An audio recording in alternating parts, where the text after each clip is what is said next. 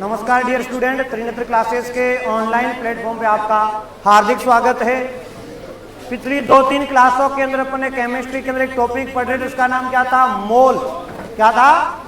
मोल अवधारणा पढ़ रहे थे। इस टॉपिक को आज कंटिन्यू करते हैं और यहाँ से किस प्रकार के प्रश्न आते हैं इसके बारे में अपन जिक्र करते हैं। सबसे पहले बताओ किस किस को परमाणु क्रमांक याद हो चुके हैं 1 से 20 तक? कई लोगों के हाथ खड़े नहीं हो रहे हैं, ध्यान रखना, जिनके हाथ खड़े नहीं हो रहे उनको खड़ा कर दूंगा फिर। ठीक है, बिल्कुल बिल्कुल, आज 100% प्रसाद मिलेगा। ठीक है, अभी तो क्या क्लास शुरू हो गई है, जैसे ही मेरी क्लास खत्म हो जाएगी, जिस टाइम छुट्टी होगी उस टाइम वहीं आगे खड़ा रहूंगा, है ना। कहते हैं टोल टैक्स वसूल करके भेजूंगा, जिसको याद है उसको जाने दूंगा, नहीं तो रोकूंगा। जब तक याद नहीं होगा तब तक भेजूंगा नहीं। और जितने जहां पे गाड़ी फंसी उसके बाद आगे की संख्या काउंट करूंगा और काउंट करके फिर याद करवा दूंगा, वो भी आशीर्वाद के साथ। ठीक है ना, तो टेंशन मत लो, सबके साथ समानता का अधिकार है, सबके साथ समान व्यवहार किया जाएगा। शिवलाल तो टेंशन मत ले। चलो, तो अपन बात कर रहे थे, मैंने आपको कल मोल के कॉन्सेप्ट वगैरह कुछ बताए थे कि मोल क्या होता है, किसे कहते हैं मोल, यानी पदार्थ की ग्राम में मात्रा बटा उसका अणुभार क्या था, ज्ञात करने का सूत्र था। लेकिन फिर मैंने आपको बताया था कि मोल क्या होता है, पदार्थ के मापने की क्या होती है, मात्रा। पदार्थ की मात्रा को किसमें नापते हैं? मोल के अंदर। उसका ऐसा ही मात्रक था। 1 मोल में कणों की संख्या बताई थी। कणों की संख्या कितनी होती है? 6.022 इंटू 10⁻23। इस संख्या को क्या कहते हैं? अवोगाद्रो संख्या। क्या कहते हैं? अब अवोगाद्रो संख्या क्यों कहते हैं? क्योंकि जो अवोगाद्रो नाम का जो वैज्ञानिक है उसने ये संख्या बताई थी कि 1 मोल में इतने कण होंगे, इसलिए इसका नाम क्या रख दिया गया? अवोगाद्रो संख्या रख दिया गया। क्या क्लियर है? आगे बात करें। अब आपके यहां से प्रश्न कैसे आते हैं उसकी अपन बात करते हैं कि मोल के प्रश्न क्या आते हैं। हालांकि मैंने आपको कल होमवर्क भी दिया था, ठीक है, नहीं आया तो आज समझा देंगे, टेंशन की बात ही नहीं, एक एक पॉइंट समझेंगे। देखो, यदि आपको मोल समझना है उससे पहले आपको क्या याद होना चाहिए? क्या याद होना चाहिए? परमाणु क्रमांक। और उसी परमाणु क्रमांक से अपन ने क्या निकाला था? परमाणु द्रव्यमान। क्या निकाला था? परमाणु द्रव्यमान। और परमाणु द्रव्यमान से अपन ने क्या निकाला था? क्या निकाला था? और अणुभार और परमाणु द्रव्यमान से ही क्या निकलता है? क्या निकलता है? तो यदि आपको परमाणु क्रमांक याद नहीं है तो मोल नहीं निकाल सकते, ध्यान रख लेना। और उसके बाद में आपको हल्की सी गणित आनी चाहिए, छोटी सी जोड़ भागी गुणा भाग तो आनी चाहिए ना। अब यहां से फिर इसके लिए भी ध्यान रखना। अब देखो प्रश्न कैसे आएगा, यहां से मैंने आपके सामने एक प्रश्न लिख रहा हूं। 56 ग्राम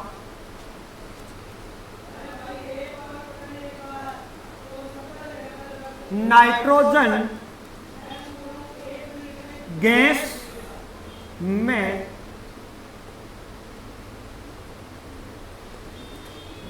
मोलों की संख्या होगी। किसकी संख्या होगी? मोलों की संख्या होगी। अब यहां पर देखना मोलों की संख्या कैसे क्या निकालनी उसकी अपन बात करते हैं। ठीक है, अब मोलों की संख्या ज्ञात करने का फॉर्मूला आपको पता है, लेकिन पहले आप इसको देखो, ये क्या लिखा हुआ है? Nitrogen gas.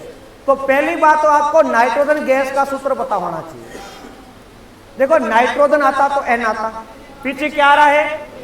वैसे यदि ऑक्सीजन आता तो क्या आता? O, लेकिन गैस आ रहा है, मतलब इसका जो सूत्र होगा वो क्या होगा? N2। क्या होगा? किसकी बात हो रही है? N2। क्या क्लियर है? यदि पीछे गैस लग गया मतलब आपको 2 लगाना है। क्लियर है? अरे बताओ, अब आपको निकालना है मोल। क्या निकालना है? मोल निकालने का सूत्र क्या था? क्या था सूत्र? पदार्थ की ग्राम में मात्रा बटा उसका अणुभार या फिर परमाणु भार। यदि इंग्लिश मीडियम वाले हो तो सुन लेना, given mass upon molar mass. क्या कहते हैं? Given mass upon molar mass. Given का मतलब क्या होता है? दिया हुआ है। कितना दिया हुआ है? कितना दिया हुआ है? तो रख लो 56। अब बात आती है अणुभार या परमाणु भार की। अब अणुभार या परमाणु भार किसका निकालना है? नाइट्रोजन का। तो नाइट्रोजन का अणुभार कितना होता है? देखो, नाइट्रोजन का परमाणु क्रमांक 7 होता है। मैंने बताया था इसका द्रव्यमान होता है 14। कितना होता है? 1 का 14। ये कितने है? तो 2 का कितना हो जाएगा? कितना हो जाएगा? तो यहां लिख दूं 28। अरे बोलो, अब आपको जोड़ भाग गुणा भाग करके काटना है। देखो, सीधा भी काट लो। 28 और 28 गुणा कितना? 56 होता है। तो नीचे आएगा 1, ऊपर आएगा। ये समझ में आ रहा है क्या? या एक और शॉर्ट तरीका बताऊंगा आपको। शॉर्ट तो क्या, आप थोड़ा बड़ा रहेगा लेकिन आपको थोड़ा समझ में आ जाए ऐसा। इसको 2 से काटो 28, इसको 2 से काटो 14, इसको 2 से काटो 14, इसको 2 से काटो। अब 7 किसी से कटता है क्या भाई? किसी से नहीं कटेगा, 7 से कटेगा। तो ये 7 से कटेगा एक बार, ये कटेगा, यानी कितना आया? 2/। अब किसी के नीचे 1 को कोई फर्क पड़ता है क्या? तो आपके पास मोल कितने आ गए? अरे मोलों की संख्या कितनी आई? कितनी आ गई? क्या क्लियर है? क्या समझ में आया कि 2 मोल कैसे आए? अब यहां से प्रश्न में और इसको और आगे बढ़ाऊं। देखो, आपको मैंने बताया यहां पे, हटा दिया, चलो यहां सुनना। मैंने आपको बताया था 1 मोल में आपके कणों की संख्या कितनी होती है? 6.022 इंटू 10⁻23 होती है। अब यहां पर मोल कितने हैं? तो 2 में कणों की संख्या कितनी हो जाएगी? इससे गुणा कर दोगे भाई। मैंने कहा 1 पेन के 6 रुपए, 2 पेन के कितने रुपए? 3 पेन के, 4 पेन के भाई 6 से गुणा करो, आ जाएगा। तो यदि आपको इसके अंदर पूछ ले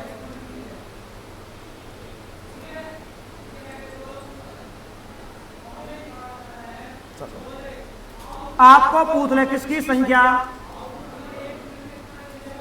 कणों की संख्या। तो कणों की संख्या ज्ञात करने का सूत्र क्या था? n इंटू एन ए।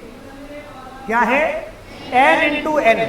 अब ये n इंटू एन ए क्या है? देखो, जो ये n है, n का मतलब होता है मोल। क्या होता है? और n a का मतलब क्या होता है?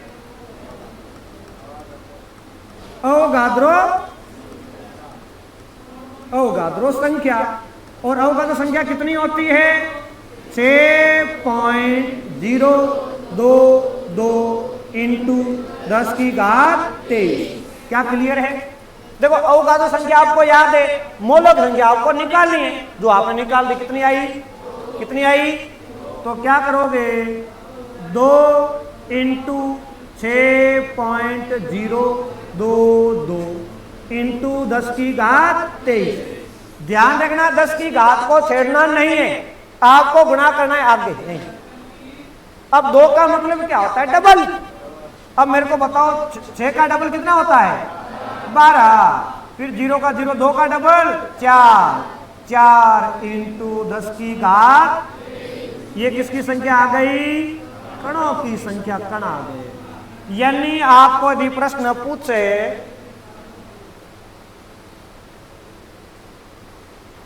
कि 56 ग्राम नाइट्रोजन गैस में कणों की संख्या कितनी है? कितनी है? 12.04। 10⁻, कितने हो गए? अब आपको एक बात और लिखाई थी मैंने, याद हो तो, मैंने लिखाया था 1 मोल का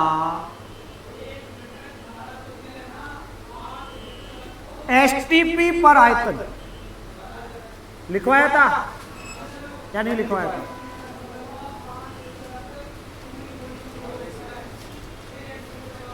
और वो कितना लिखाया था? 22.4 लीटर। कितना? यदि आपको इसमें भी पूछ ले कि 56 ग्राम गैस का एसटीपी पर आयतन कितना होगा, तो आपको वही 1 मोल में इतना है तो 2 मोल में कितना हो जाएगा? इसका डबल 44.8। कितना हो जाएगा? इसको आगे ले लेता हूं, अगले पे। यानी आपको क्या पूछ लिया? एसटीपी पर, अरे क्या पूछ ले? एसटीपी पर आपको आयतन पूछ ले, तो फॉर्मूला क्या हो जाएगा? n into 22.4 litre. n का मतलब क्या होता है? मोल कितने निकाले? आपके सामने पड़े, कितने मोल आए? तो क्या करोगे? 2 इंटू 22.4 लीटर। तो जब आप इसका गुणा करोगे तो आपका आएगा 44.8 लीटर। कितना आएगा? क्या क्लियर है? क्या आप मोल निकाल सकते हो?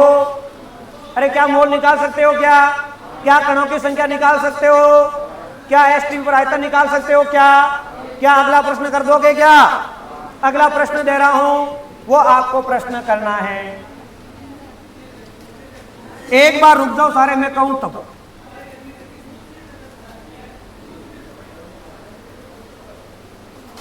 चौसठ ग्राम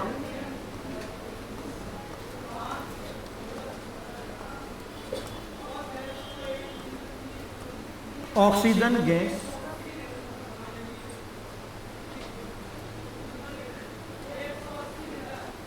गैस में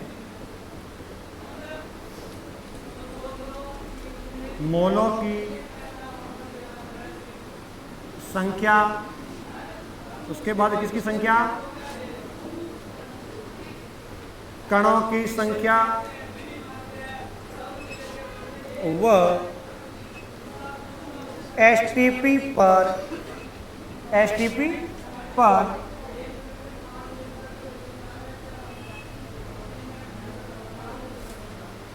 आयतन ज्ञात करो।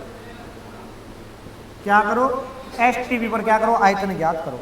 अब एसटीपी का परिणाम क्या होता है? स्टैंडर्ड टेम्परेचर एंड प्रेशर, यानी आप कह सकते हो मानक ताप एवं दाब। तो एक बार सारे इसका एक बार स्क्रीनशॉट ले लो जल्दी से, है ना। उसके बाद में फिर इसका क्या लो दो, आंसर दो। आपको मैं 2 मिनट का टाइम दे रहा हूं, उसका आंसर निकालो जल्दी से। बाकी ऑनलाइन वाले वीडियो रोक सकते हो थोड़ी देर के लिए, उसके बाद में आगे चालू करना। जल्दी लिखो।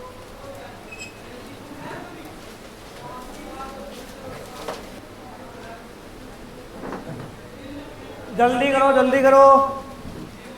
चलो तुम्हारे लिए टाइमर लगाता हूं, 2 मिनट का समय दे देता हूं तुम्हें।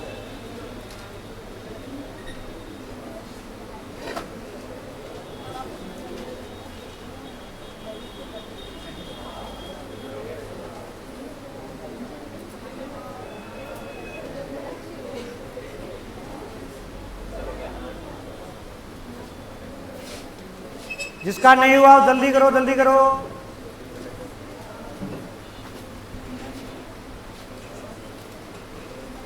दो मिनट का समय है आपके पास।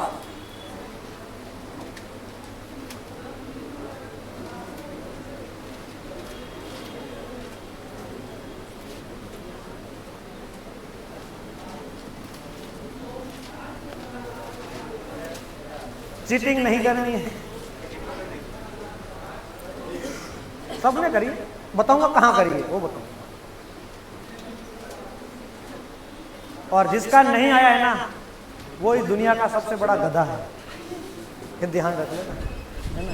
भाई लड़के तो आधे वैसे ही गधे ही होते हैं, होते हैं नहीं होते? होते। बता दूं कहानी कैसे गधे होते हैं?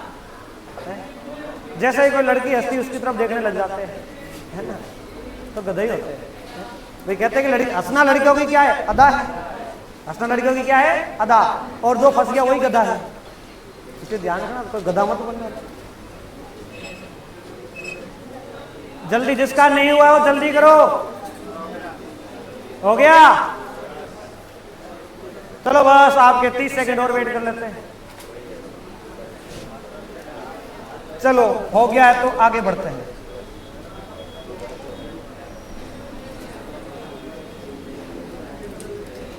प्रश्न क्या है? 64 ग्राम ऑक्सीजन गैस। अब मैंने क्या बोला जब ऑक्सीजन गैस बोली, इसका मतलब क्या हो गया? O2। कितना हो गया? अब बताओ ऑक्सीजन का परमाणु क्रमांक कितना होता है? कितना होता है? सम संख्या विषम संख्या, क्या करोगे? डबल। 8 का डबल 1 का 16 तो 2 का।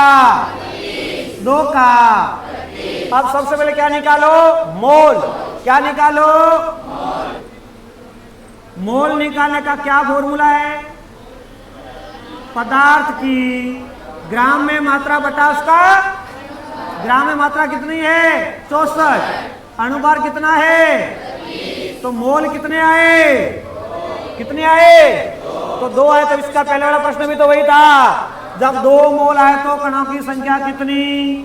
12.044 इंटू 10 की घात कितनी थी? और एसटीपी पर आयतन कितना था? 44.8 लीटर। क्या क्लियर है? तो इसलिए मैंने कहा था सबने चीटिंग करी है, पीछे वाला प्रश्न देखा है, जैसे ही 2 मोल आए वहां से हाथ उठा के चेप दिया। यही किया है ना? कोई बात नहीं, आगे देख लेते हैं। चलो अगला प्रश्न बड़ा सोच समझ के करना।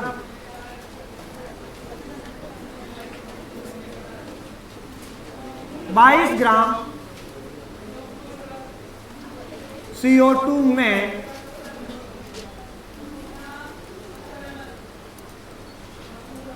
कणों की संख्या व उसका एसटीपी पर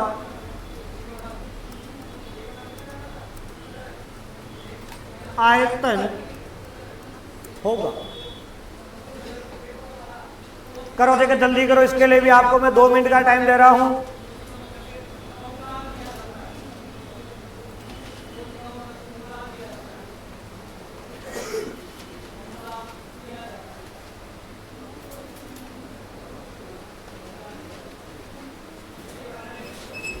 जल्दी करो।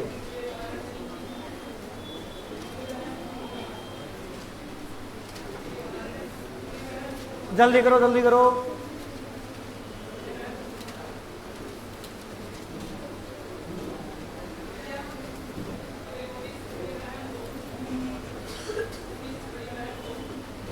बस ऐसा कोई जिसको समझ में नहीं आया है तो मेरे से पूछ सकता है, बता दूंगा उसको मैं।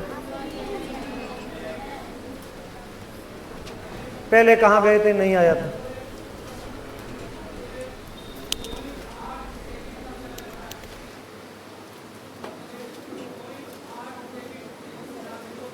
पता कहां समझ में आया? 1 मोल में कणों की संख्या कितनी होती है? 6.022 अब एक पेन के छोड़ कर 2 पेन जो इसका गुणा करना है। 1 मोल में आयतन कितना था? 22.4। 2 में कितना? 2 का गुणा कर, डबल कर ले। 22.4 और 22.4 को जोड़।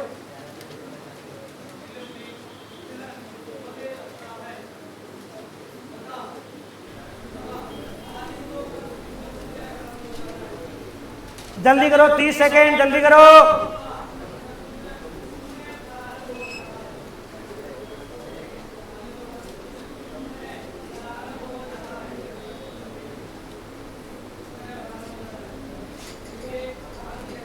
जल्दी जल्दी।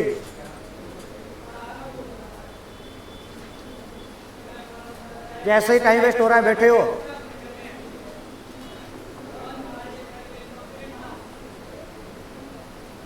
चलो इधर ध्यान दो। देखो आपको क्या पूछा है? 22 ग्राम CO2 में कणों की संख्या पूछी है। अब तुम्हें लफड़ा है कि इसमें मोलों की संख्या तो पूछी ही नहीं है, कैसे निकालेंगे? यही है ना? तो ऐसे प्रश्नों में आपको भले कणों की संख्या पूछी है, लेकिन सबसे पहले क्या ज्ञात करोगे? मोल। वो तो करना ही है, पूछे या नहीं पूछे। आ रही बात समझ में? तो सबसे पहला क्या होना चाहिए आपका? स्टेप फर्स्ट क्या होगा इसके लिए? क्या निकालोगे? मोल। मोल निकालने का फॉर्मूला क्या है? पदार्थ की ग्राम में मात्रा बटा उसका, तो ग्राम में मात्रा कितनी है? 22 अणुभार। अब CO2 का अणुभार कितना होता है? मैंने आपको बता रखा है 44। कितना होता है? अब आप सबका निकालने से बेस्ट एक बार याद ही रख लो, चेंज होना नहीं है। CO2 का 44 ही रहता है, चेंज नहीं होगा। ये नहीं कि आज 44 है कल 45 हो जाएगा, कभी नहीं होगा।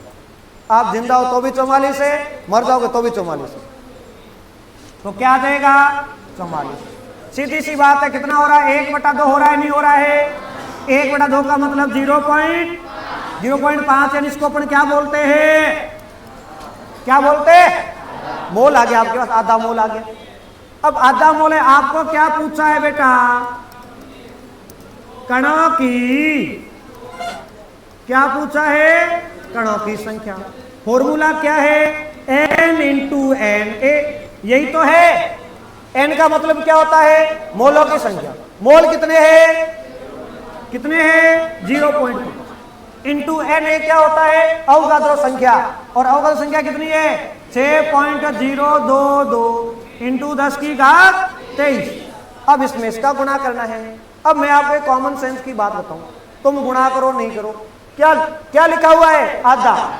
मैं कह रहा हूं एक पेन के 6 रुपए, आधे पेन के आधा कर लो। इसका क्या कर लो?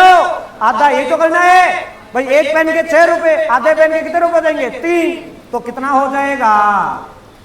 3.011 इंटू 10⁻23। किस किस का ये आंसर आया है?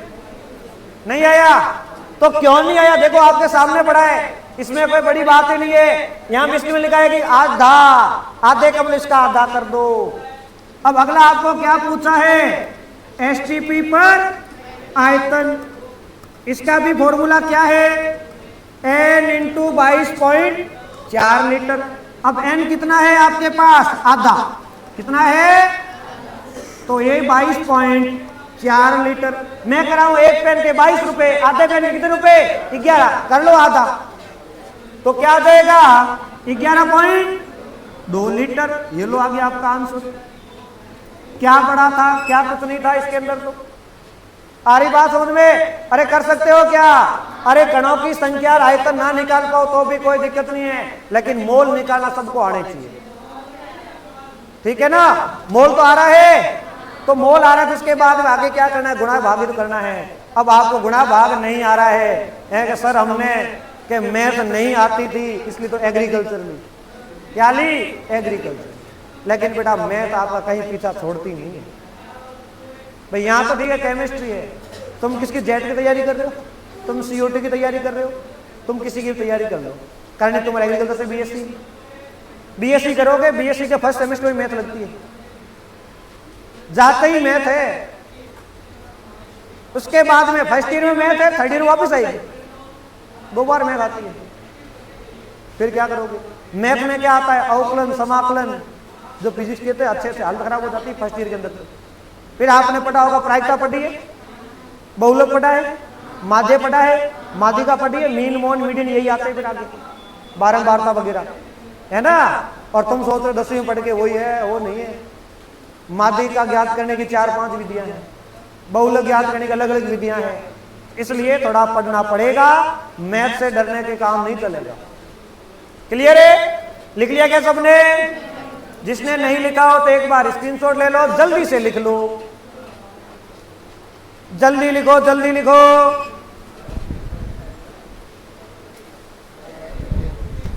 चलो कर लिया सबने? आ गया सबको समझ में? तो यहां पर अपना जो मोल वाला जो टॉपिक है क्या होता है? खत्म होता है। यदि आपको किसी भी प्रकार का कोई डाउट वगैरह हो तो कमेंट करके बता सकते हो, आपको उसका भी नेक्स्ट क्लास में जवाब मिल जाएगा। यदि आपको मोल कॉन्सेप्ट समझ में आया, अच्छा लगा हो तो एक बार मेरे गरीब के खातिर एक बार लाइक कर देना और इसको आगे क्या कर देना? शेयर कर देना। तब तक के लिए जय हिंद, जय भारत।